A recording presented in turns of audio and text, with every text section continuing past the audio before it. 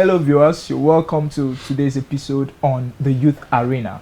We're going to be discussing something very, very crucial to not just the nation Nigeria, but to the nations of the earth at large. Young people and patriotism. What's the relationship? What are the challenges? How can it become better? Especially in times like this where there are a lot of queries and misunderstandings, and sometimes very rightful accusations to the government, the family, and the church. How do we move the young persons forward to become more patriotic in such a state as this? And with me in the studio today to discuss this very important topic are two very fine gentlemen, okay, who are very passionate about their country's affairs. The first person I have here is a comrade Onyenze Virgins Kelechi. You're welcome, sir. God bless you. Thank you very much. It's nice to have you around. And the second person I have is the president of the Full Gospel Businessmen's Fellowship International Metama Young Professionals chapter, and he's also a businessman, even though he prefers to be called a trader. No other person but Mr. Martins Opuolisa. You're welcome to the program, sir. Thank you. These are very passionate people. I remember when I was talking with you, sir, you stayed me for like over 50 minutes talking about Nigeria and all that has befallen us. Very, very true words, and we trust that we'll be able to say the much we can within the little time we have. Thank you very much. So let's start off. Patriotism. What is patriotism? What do you think is patriotism? Let's start with you, sir. Being patriotic, being fair in your dealings with all, doing what is right, always, in all seasons, convenient and inconvenient, season and that of season. Okay. So when we're talking about being patriotic to Nigeria, we're talking about doing what is right in relation to our country and supporting her in all the ways we can. Okay. So, comrade, what do you see patriotism as? Patriotism can be said to be a feeling of love, devotion, and a sense of attachment to one's homeland or a nation. Okay. Pertaining to people sharing same sentiment. That's a very professional definition, sir. Patriotism, Okay. in another way, can be said to be the national pride. Patriotism can be said to be when you are loyal to your country, when you obey rules and regulations of a nation. These are the definitions of being patriotic. Okay, thank you very much for those comprehensive definitions. I would like us to quickly move on to the next one. Are Nigerian youths patriotic? Do we consider them patriotic with all the happenings around and all of that? Let's hear from Nigerian youth, another patriotic, just little percent of them are showing this sense of patriotism in them. Okay. Just few. Out of 100%, we'll be looking at 30% of the Nigerian youth. By your own calculation? Yes. Okay. All right, sir. Do you think Nigerian youths are patriotic? They are. Okay. Yes, I think they are. Of course, they can't be 100%. Considering the situation, the circumstances Nigerian youth find themselves in, I think they are. If they're given the right situations, they will do a lot better. They will be a lot more patriotic. Okay. Now, we understand that there are persons who are not patriotic citizens of the country. Are there possible reasons why we think they are in that situation? Like why some Nigerian youths are not as patriotic as they are supposed to be? Yeah, of course. That's why I said few of them. I mean, many of them are not being patriotic because the generation that we are now, the politicians, our parents, are not really helping them to be patriotic. Instead of our politicians, like our fathers, our mothers, to help us, assisting us to be patriotic, teaching us those things that we ought to do to be patriotic, they are not doing those things. So, and as such, it's making the youth not to know what they're supposed to do at the right time. You see, most youth drive on the road of Abuja, Lagos, and different parts of the country seeing traffic lights, and they will beat the traffic light. Do you understand? I can count several of them.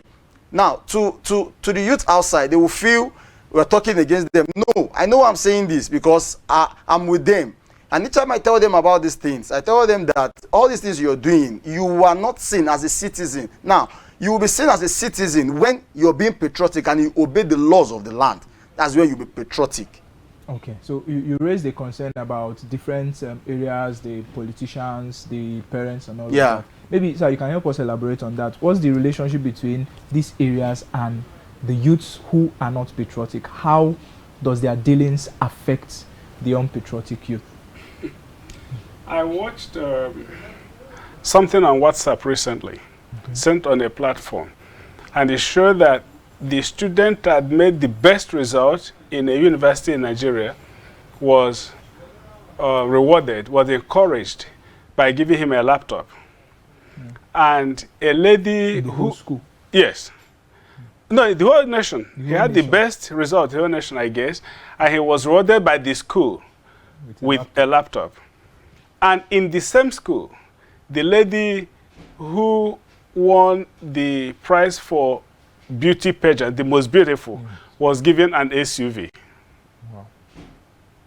So, you're talking about being patriotic. What value does being the most beautiful add to the nation? And what value does being so smart academically add to the nation? And who got what at the end? So, when I said they're patriotic, considering the circumstance, I think they're being patriotic. Now, all the institutions, the church, the government, even the tradition, the culture, the parents, do not make it convenient, do not make it rewarding, do not make it encouraging for youth to be as patriotic as we would expect them to be. So considering the circumstance, what's available to them, I think Nigerian youth are being patriotic. If the situation is fair, is cordial, or there will be a lot more. Okay, so what are some of those situations that you feel that they are beaten irrespective of the circumstances to become as patriotic as they are? What are some of those hindering circumstances that would have on a normal rather, made them very, very unpatriotic? Those unfavorable situations. Oh, when a child wrote an examination into higher institution and scored a certain mark, say 200, and this child is denied admission, and this child has a friend, a classmate, a schoolmate, a colleague who scored 150%. The child with 200 is still at home, and he or she sees this other friend of his or hers who scored 150, already in higher institution, moving on. What do you expect that child? How do you encourage that child to be patriotic? So, too many things. Yeah, too many things work against the patriotism of the youth. Not like when I was growing up. When I was growing up, it was a matter of merit, matter of what you deserve, what you merit. What about the election just passed? Elections just passed. Do you know how many youths I had to talk to? Go and register. Do you know how many I had to talk to? Go and collect your voter's card after registering. You don't know how many I had to personally talk to one-on-one. Make sure you go out there and vote. And you know what they said? Does it matter? Does it count? And at the end of the day, you see what happened during the elections. Yeah. And some of them called me, didn't I tell you? Did you see what just happened? So if these things are done right, if the youths believe that their vote count, they will be encouraged to go out and vote. If they believe that their hard work rewards, they will be encouraged to study the more. But when they feel, oh, whether you pass or not, you have somebody just put a phone call across and you get your admission. And the other one feels, I don't have nobody to put a phone call across, so no matter how hard I try, I'm not going to get it. So why bothering myself? Thank you very much, sir. Sure. Now, very quickly, let's address 3 areas. How does the actions of the government, the family, and the church affect the average young person or the average young citizen in being patriotic? You could choose any of these areas. How does actions in these areas affect the young person's patriotism? Either helping it grow or helping diminish it? Yes, sir. Okay, sorry, before I proceed to that, let me quickly state this. Maybe people don't understand the word patriotism very, very well. There's a dichotomy between being hardworking and being a patriot. Now, the love for the nation. I'm not saying the youths are lazy. I'm not saying they don't know what they are doing. They are not patriotic.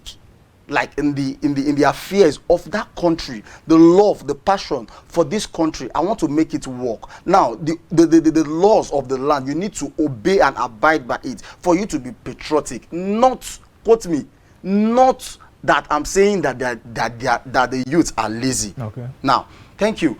Your question is how does either the church, the government is affecting the youth not to be patriotic, yes. Right? Fine, several ways.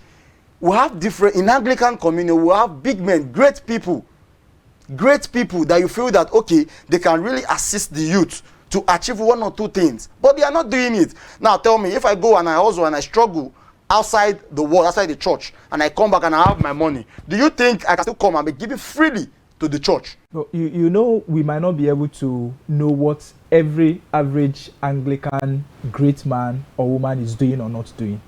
Maybe of course, from your majority. own perspective, you feel they are not helping as they should, but no, it doesn't summarize sir. that they are not doing what they can. I'm telling you, majority. I'm not saying all. I'm telling you majority. Do you have any statistics for that or any research done to prove that? If you want me to call people here now, you are doing what? If you are doing, I'm serious. So I'm telling you from experiences. I'm telling you, so many youths have been complaining. They have this SAT. They're just saying, "Sir, help me." I'm not begging you for money. Some of them they'll just look at you as if you're coming to beg them for money. No, give me work to do. Give me job. Let me have food on my table. Don't give me money, but give me job. That is what they are asking for, so many of them. Okay. But you see these men, they are in those places, those positions, in this government. Now, let me tell you something, sir. Come 5-10 years, all these great men, all these big men, they call themselves, they will retire. And these are the youths that will take on the mantle of leadership in these churches. Now, tell me, where would they get the finances from?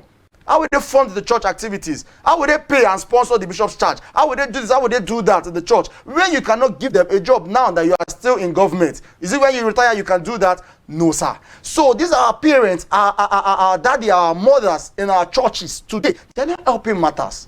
They are really not helping the youth to succeed. They are really not helping the youth to be patriotic. They are really not helping the youth to stand firm in the things of the Lord.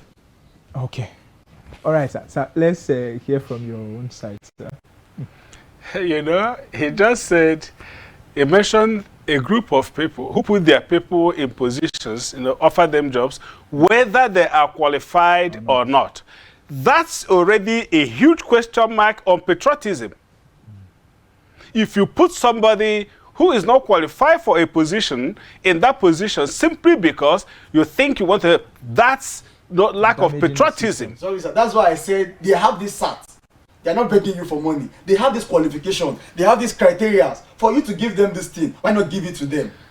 They have it, sir. So you are not putting the person that doesn't know what to do in that position. All right, no problem. Let's have him continue. Yeah, see, I feel for the youth, but you know, I was also one. I listened to David say, "Once I was young, but now I am old. I have never seen the righteous forsaken, nor his children begging for bread."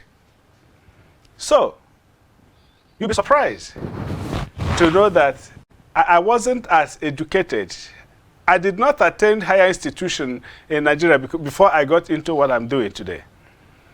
But here am I. At least I can express myself. I can tell you how much I sell my thing and how much I bought it for. All right? I learned on the job. If you talk about youth being patriotic or what the parents do, I can tell you that I agree that the church is not doing enough at all. And I don't mean Anglican Church. I say the church is not doing enough. The missionaries who brought this ministry, who brought this Christianity to us, come with 3 basic things: education, health, And then mission. If you did not want to listen to the good news, you will fall sick. By the time you go to obtain free medication, as they minister medication to you, they also minister the love of Christ. If you don't want to listen to the good news, you want to be educated. As you go to school, you learn. And there are people who are not of Christian faith who attended missionary schools. And today their attitude towards Christianity is different from those who didn't have that relationship with Christianity. And what are we doing today? You know, for me, I keep asking. You are asking for work. How many people will the government employ? You are asking a man in the government office to offer you a job. How many vacancies exist there? And what access does he have? How many slots does he have? But why wouldn't the church establish? First, we have a guest house here. Yeah. That guest house is serving everybody. Jobs are being offered. That's not enough, but it's a good way to start. Okay. What if today we have a farm? Everywhere, you can say, let every diocese have a diocesan farm. Get youths to work in those farms. You have offered the jobs to do, keep them busy. What if there are things we can, sir. I look at some of the buses we have as a church, as a parish, and I ask myself, how well do we use them? Transport companies have the same buses. The services they render to the populace, Christians and non-Christians alike. What is important, I listened to a young man who owns a transport company in Nigeria. He said they move, he said about 400,000 people in a day across, not even just Nigeria, beyond Nigeria. Same vehicle we have and parked somewhere there. The same vehicle somebody bought, and he's using it to move people across the nation. What if we flow something like that? Some of these buses we park, what do we do with them? Where do we go with them? They are all grossly underutilized.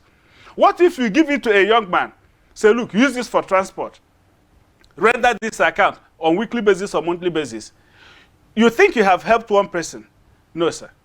You will never get to know how many people you have helped by that singular act. So much to be said within so little a time. But I would just like to give us maybe a little time, like 30 seconds each. Awesome. How do you think we can remedy this situation? Maybe something you think pops up, the brightest on how this issue can be handled. One thing or thereabouts. Please, let's start from you. What's the one thing you think can be done to get a Nigerian youth to be patriotic? I have a lot to say even before what among them just one. What needs to be done is investing in the youth. Robert Skiller said something. Eh? How do you propose that is going to happen? By educating them, by seminars, or? Yeah, of course. By educating them, empowering them, showing concern, commitment to them that you really want to do this thing, like you really want to invest in them. Like the love for you doing it for them will go a long way. All right. The joy of a dying father lies in the successor, according to Robert Skiller.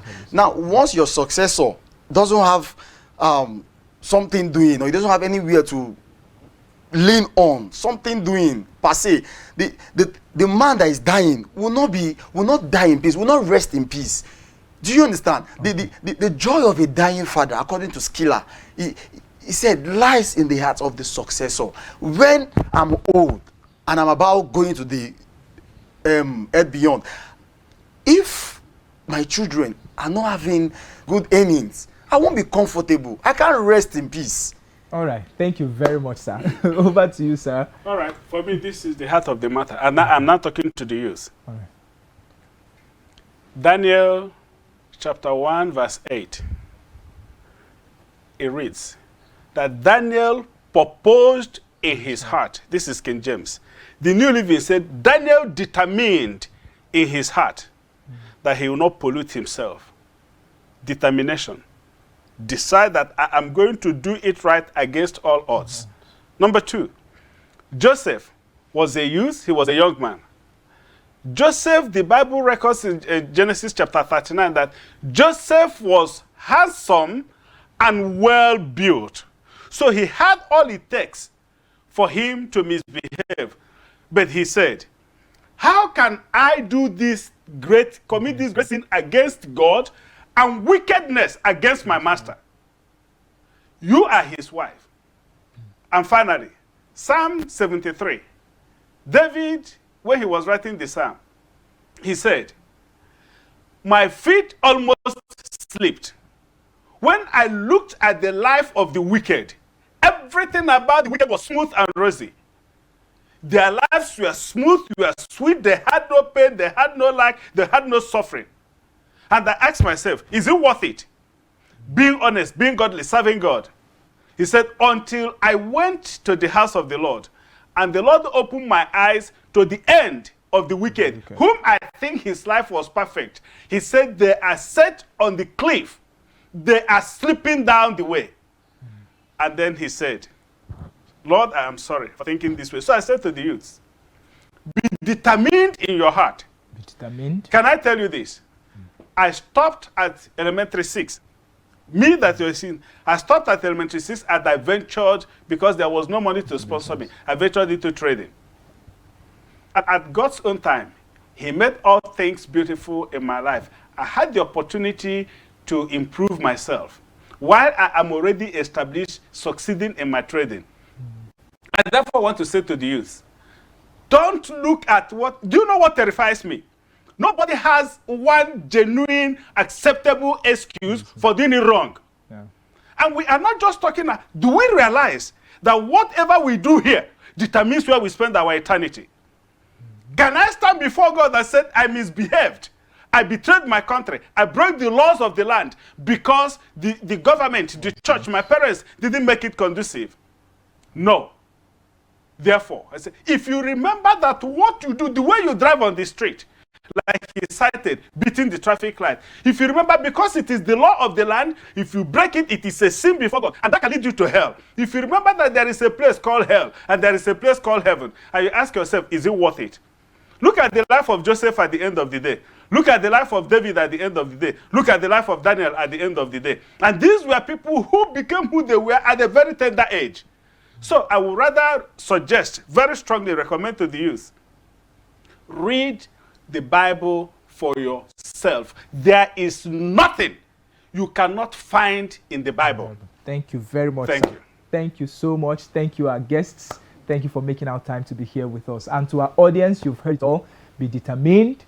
To our government, our churches, our families, invest in the young persons. And just like the last speaker said, you have no reason to do it wrong.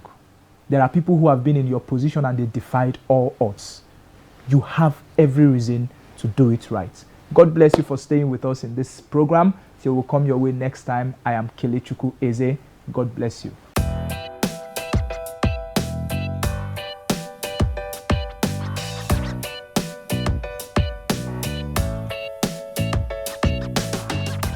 Hello and welcome to the leadership segment of the Youth Arena program.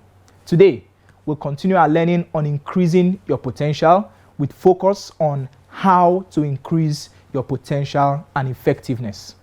There are several aspects of our potential as leaders that require increase and development, and attention must be paid to these areas if we must maximize our leadership. These areas include our energy potential, which is the ability to push on physically, our emotional potential, which is the ability to manage emotions, our thinking potential, which is the ability to think effectively, our people potential, which is the ability to build relationships, our creative potential, which is the ability to see options and find answers, our production potential, which is the ability to accomplish results, and our leadership potential, which is the ability to lead and lift others. How can one increase their energy potential? There are many capacities that we can increase, but there's nothing we can do to expand time, because the number of minutes in a day, days in a week, weeks in a month, and months in a year are set. We can focus on the use of our energy because that is something we can influence. And if we want to get more done and make a greater impact on the world, we need to increase our energy potential. People who reach their potential do not sit back and wait for things to happen to them.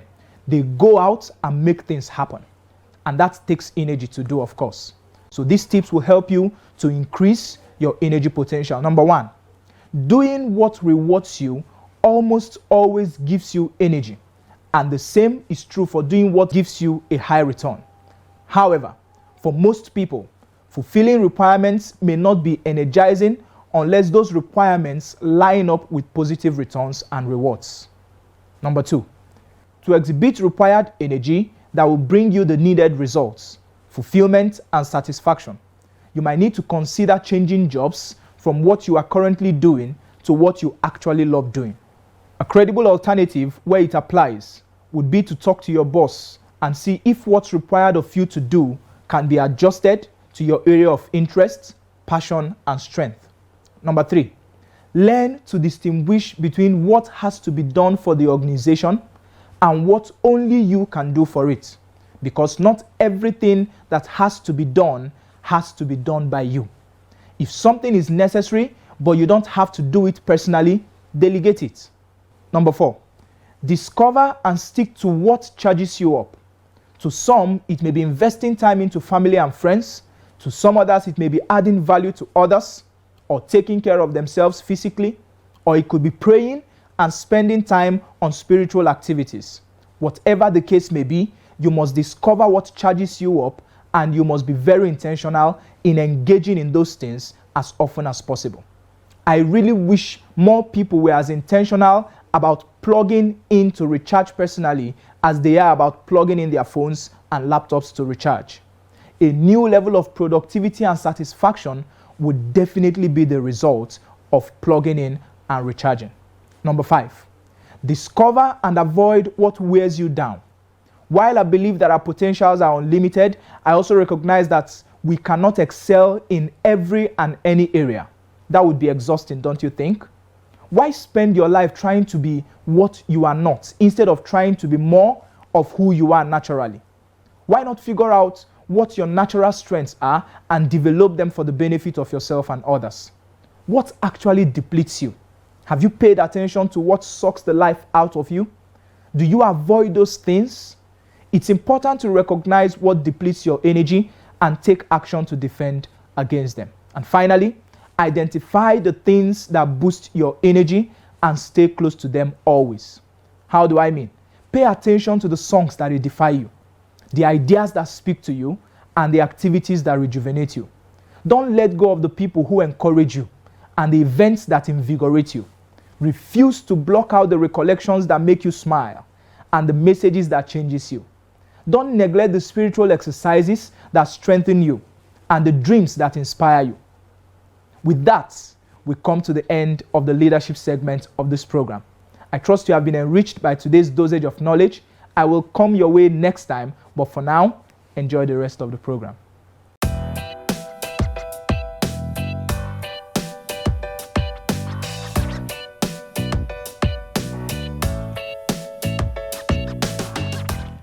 Hello viewers, you're welcome to this segment of the Youth Arena program. It's the Youth of the Week segment, a very exciting segment where we bring young persons from across Nigeria, across careers and across passions to be a source of inspiration to you as a young person out there. Today with us in the studio on this segment is a fine gentleman.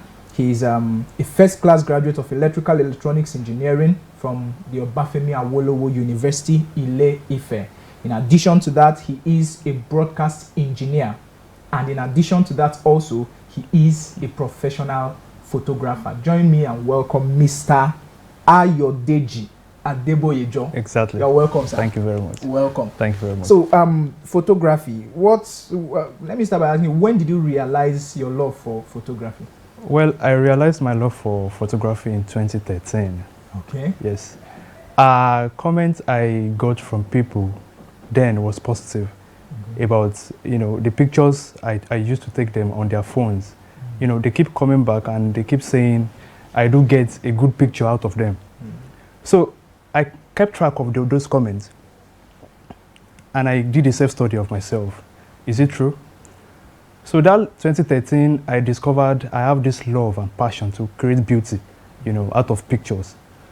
So an opportunity presented itself that 2013 when the academic staff Union of University, ASU, embarked on the 6-month strike, I decided I don't want to wait this opportunity. So I urged to, enroll as an apprentice with a photography business owner. It was a very good moment for me because I started learning about photography.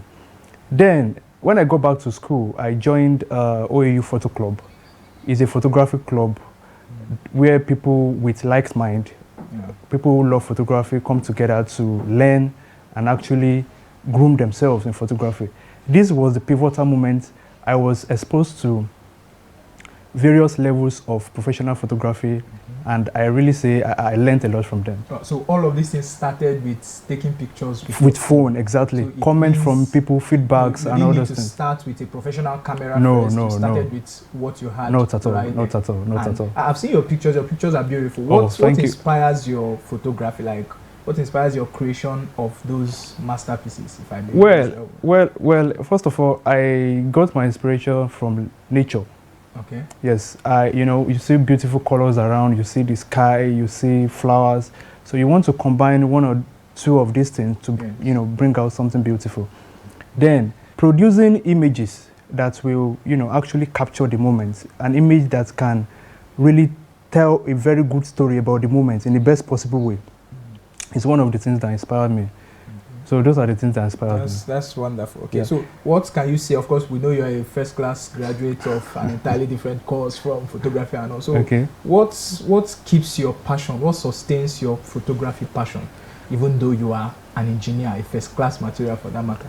Well, I kind of derive joy, happiness, and fulfillment doing photography. Yes, I cover a lot of grounds within little time with photography. This fulfillment is what I want to sustain. And that's why I kept following the passion for photography. Fulfillment that is not found in any other thing. Yes, stuff. Of course, I still do engineering. I mean, you can do it, you're good in it, yes, but the fulfillment comes from the photography. Exactly. That's wonderful. Okay. That's very nice to hear. The one that what you said that struck me is you didn't need to start with a professional camera. You started with what you had. The phone, the pictures I took with the phone and all those stuff actually gave me the opportunity to discover that passion. I didn't know. I got to know from comment from people. They kept coming back. Exactly. Yeah. Okay. The way I positioned them, even with phone, come out. The light is not okay there, and they be like, "Are you just take it?" So that's how I discovered the passion. All right. Thank you very much. The beautiful thing about my job is that I get to get some free professional pictures. Oh, okay. If you agree to that, say amen. Amen. All right. Now, very quickly, if you want to get in touch with Ayo Photography. Okay. How do we do Ayo Martins. Ayo Martins Photography, right? Yeah, that's the name. How do we get in touch with you? Well, my Instagram handle is Ayo Martins. Okay. As you can see on the screen, that's the Instagram handle. All right. So when they get there, they'll get every other information. Yes, every other information. My contacts, my phone numbers are there. My email address is there. So that's it. All right. Thank you very much. It's been a wonderful time with you. Thank you very much. Very inspiring. Thank you for having me. To young persons out there, this should be a source of inspiration to you. You can start from where you are. It's good to be passionate about something, but much more important, start from where you are. There are a lot of young persons who are waiting to have all the millions in order to start. You don't need that. Start from where you are and then grow gradually up to where you desire to be. Thank you for being with us this segment and throughout this program. Till we come your way next time, remain blessed. God bless you.